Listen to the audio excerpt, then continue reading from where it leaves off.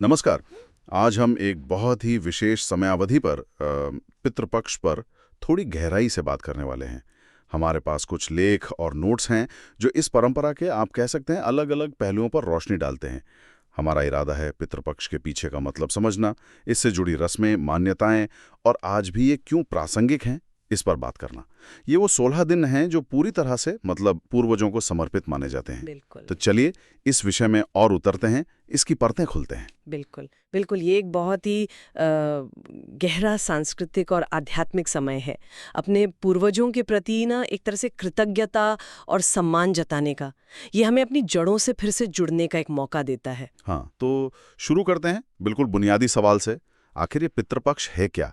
जैसा कि हमारी ये सामग्री बताती है, ये हिंदू चंद्र कैलेंडर के हिसाब से 16 दिनों का एक पीरियड है और इन दिनों का जो मुख्य उद्देश्य है वो है श्राद्ध कर्मों के जरिए अपने पूर्वजों के प्रति आभार जताना। जी। इसमें पिंडदान होता है, मतलब पूर्वजों को अन्न के पिंड देना। हाँ और तर्पण यानी जल अर्पित करना, ये सब क्रियाएं शामिल हैं। हाँ।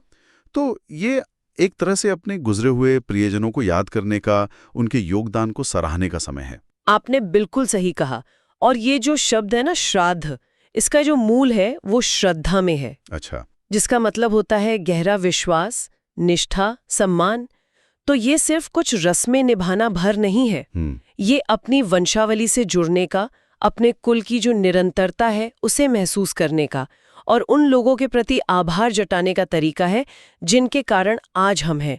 ये एक बहुत ही भावनात्मक और आध्यात्मिक लेवल पर जुड़ाव है। ये बात तो है, श्रद्धा के बिना तो कोई भी अनुष्ठान अधूरा ही है। अब अगर हम तिथियों पर ध्यान दें तो इन स्रोतों से पता चलता है कि इस साल, मतलब स्रोत में दिए साल के अनुसार, पितृपक्ष 7 सितंबर से शुरू हो रहा है और 21 सितंबर तक चलेगा। जी। इसमें एक बात पर खास जोर दिया गया है, इसका जो अंतिम दिन है, महालय अमावस्या। हाँ, महालय। उसे श्राद्ध करने के लिए सबसे ज्यादा महत्वपूर्ण और शुभ माना जाता है। ये थोड़ा उत्सुकता जगाता है। कई त्योहारों में आखिरी दिन खास होता है, पर पितृपक्ष में महालय अमावस्या का क्या कोई विशेष ज्योतिषीय या आध्यात्मिक कारण है जो इसे इतना शक्तिशाली बनाता है? हाँ, ये अच्छा सवाल है। देखिए, अक्सर ऐसी धार्मिक अवधियों में कुछ तिथियों का विशेष महत्व होता ही है और महालय अमावस्या का महत्व कई वजहों से है। एक तो ये अमावस्या तिथि है जो चांद के चक्र में एक अहम पड़ाव है। हाँ। और कई आध्यात्मिक परंपराओं में इसे विशेष ऊर्जा वाला समय मानते हैं। दूसरा, इसे पितरों के पृथ्वी से विदाई का दिन भी माना जाता है। अच्छा। ऐसी मान्यता है कि इस दौरान पितृ पृथ्वी लोक पर अपने वंशजों के पास आते हैं और महालय अमावस्या पर जो श्राद्ध होता है उससे उन्हें खास तृप्ति मिलती है और फिर वे आशीर्वाद देकर विदा होते हैं। इसीलिए जैसा स्रोत बता रहे हैं, इसे श्राद्ध के लिए सबसे शुभ और फलदायी समय समझा जाता है। अच्छा, तो ये आगमन और विदाई से जुड़ा है, इससे महत्व बढ़ जाता है। समझ गया। चलिए अब मान्यताओं और आशीर्वाद की तरफ बढ़ते हैं। इन लेखों में जिक्र है कि पुराणों और शास्त्रों के अनुसार पितृपक्ष के दौरान जो अनुष्ठान किए जाते हैं वो पूर्वजों की आत्माओं को शांति देते हैं। जी, शांति। और उन्हें मोक्ष, मतलब जन्म मृत्यु के चक्र से मुक्ति की ओर बढ़ने में मदद करते हैं। और एक दिलचस्प पहलू ये भी है, माना जाता है कि जब पूर्वज संतुष्ट होते हैं, खुश होते हैं, हाँ, तो वे अपने परिवार को समृद्धि, स्वास्थ्य, सद्भाव और सुरक्षा का आशीर्वाद देते हैं। ये वाकई एक महत्वपूर्ण आयाम है। मोक्ष तो देखिए, हिंदू दर्शन में जीवन के 4 पुरुषार्थों में से एक है ही, परम लक्ष्य माना जाता है। बिल्कुल। और अगर हम इसे थोड़े बड़े परिप्रेक्ष्य में देखें तो पूर्वजों से आशीर्वाद पाने की ये जो अवधारणा है, ये सिर्फ भारत तक ही सीमित नहीं है। कई प्राचीन संस्कृतियों में इसके अलग अलग रूप मिलते हैं। ये कर्म के सिद्धांत और वंश की जो एक सामूहिक चेतना या जिम्मेदारी होती है, उससे गहराई से जुड़ा है।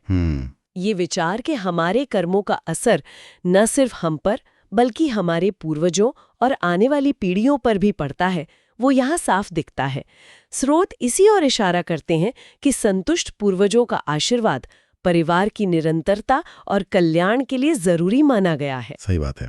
तो ये सिर्फ पूर्वजों को याद करना नहीं है, बल्कि ये एक सक्रिय कर्म है जिसका प्रभाव पीढ़ियों के पूरे ताने बाने पर पड़ता है। हमारे कर्म उनके लिए, उनके आशीर्वाद हमारे लिए। ये पीढ़ी दर पीढ़ी चलने वाले कर्मों के प्रभाव का विचार सच में बहुत गहरा है और इसी सिलसिले में महाभारत के एक बहुत ही चर्चित पात्र हैं दानवीर कर्ण। हाँ, कर्ण। उनकी एक कथा का भी जिक्र हमारी सामग्री में है। कहानी कुछ यूं है कि कर्ण, जो अपनी दानशीलता के लिए इतने मशहूर थे, बिल्कुल। मृत्यु के बाद जब स्वर्ग पहुंचे तो उन्हें वहां खाने की जगह सोना और गहने परोसे गए। सोना और गहने? हाँ, वे बड़े हैरान हुए। यहाँ बात वाकई दिलचस्प हो जाती है। उन्होंने इसका कारण पूछा यमराज से, मतलब मृत्यु के देवता से। अच्छा। तो यमराज ने क्या कहा? यमराज ने उन्हें समझाया कि हे कर्ण, आपने जीवन में धन संपत्ति, सोना चांदी तो खूब दान किया, इसमें कोई शक नहीं। लेकिन आपने कभी किसी भूखे को अन्न या प्यासे को जल का दान नहीं किया, और ना ही आपने कभी श्रद्धा से अपने पूर्वजों का श्राद्ध कर्म किया। ओहो। इसी वजह से आपके पुण्य कर्मों से आपको स्वर्ग तो मिल गया, लेकिन यहाँ आपको पोषण के लिए अन्न जल नहीं मिल पा रहा है। यहाँ दिलचस्प बात यह है कि ये कहानी किस तरह दान के स्वरूप पर जोर देती है। हाँ, बिल्कुल। ये बताती है कि सिर्फ भौतिक संपत्ति का दान ही काफी नहीं है, बल्कि अन्न और जल जैसे जीवन के लिए जो मूलभूत जरूरतें हैं, उनका दान कितना अहम है। सही। साथ ही ये पूर्वजों के प्रति हमारे जो कर्तव्य हैं, जैसे श्राद्ध कर्म, उनको निभाने की जरूरत को भी रेखांकित करती है। ये सीधे तौर पर जीवन में किए गए कर्मों को मृत्यु के बाद मिलने वाले अनुभव से जोड़ती है, जैसा कि स्रोत में साफ बताया गया है। ऐसी कथाएं अक्सर प्रतीकात्मक होती हैं और गहरी शिक्षा देती हैं कि भाई सच्चा दान वो है जो दूसरे की जरूरत पूरी करे, और हमें अपनी जड़ों को, अपने पूर्वजों को कभी भूलना नहीं चाहिए। उनके प्रति हमारा भी एक दायित्व है। ये कहानी सच में अन्न और जलदान के महत्व को एकदम उजागर करती है, खासकर पूर्वजों के संदर्भ में। ये सोचने पे मजबूर करती है कि शायद उस वक्त समाज में इन चीजों की कमी ज्यादा रही होगी, इसलिए इनका दान सबसे ऊपर माना गया। हो सकता है, बिल्कुल। हमारी सामग्री बताती है कि पितृपक्ष के इन 16 दिनों में आमतौर पर शादी ब्याह, गृह प्रवेश, कोई नया बिजनेस शुरू करना, हाँ, मांगलिक कार्य, कोई भी मांगलिक या शुभ कार्य करने से बचते हैं लोग। उत्सव या जश्न नहीं मनाए जाते। इसके पीछे क्या तर्क हो सकता है?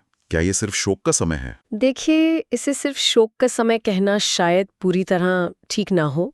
हाँ, ये एक गंभीर और चिंतन का समय जरूर है।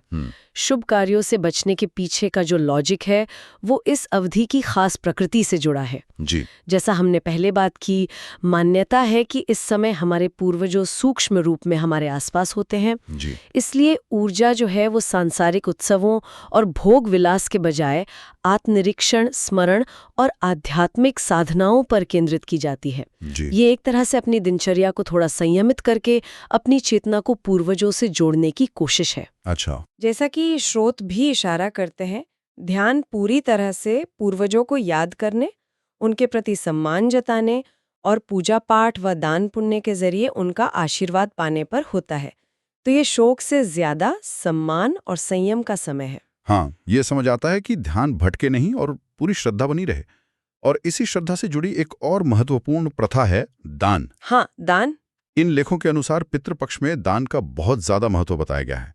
ब्राह्मणों को, जरूरतमंदों को और यहाँ तक कि पशु पक्षियों को भी जी। भोजन, वस्त्र या धन देना पुण्यदायी माना जाता है।